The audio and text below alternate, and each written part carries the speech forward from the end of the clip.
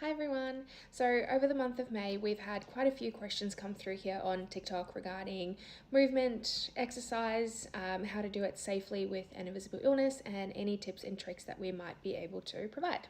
So getting back to this comment, I have a couple of issues, mostly hypermobility and POTS. How should I work out? I want to start by saying that everyone is very different in their body's capacity and how they might be able to work out and exercise.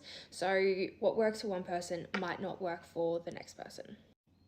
So, we want to start with ensuring that the exercise that we choose to do is within our window of tolerance. This means that we can recover from the exercise and we don't experience a flare up of symptoms during or after the workout, and they don't stick around for an extended period of time.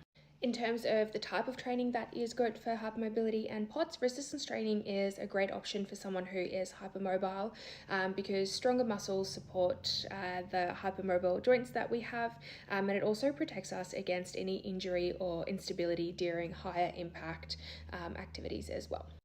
In terms of POTS, resistance training is a really good form of exercise, especially when you focus on the lower body and the core strength, as these muscles are really important to reduce the blood pooling that we do experience in our lower limbs.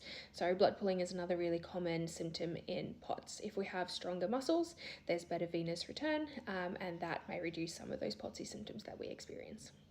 There's a few things that we can look at in terms of the exercise selection. So we can start with completing a dynamic warm-up to prepare the body for movement, then move into some lower body exercises if we're aiming to improve our tolerance to be upright, especially for the POTSies again, making sure that we've got adequate rest in between each set. That's enough time to make sure you fully catch your breath when you're done exercising. Another really important one would be focusing on technique and the mind-body connection over lifting really large amounts of weights or pushing yourself until failure. And then lastly, for that hypermobile bodies, making sure that we don't go to the full range of motion and risk that hyperextension. So essentially when you are exercising a joint, one of your joints that might be a bit more prone to hyperextension, stop 20% short of that full range of motion just to avoid any of that hyperextension.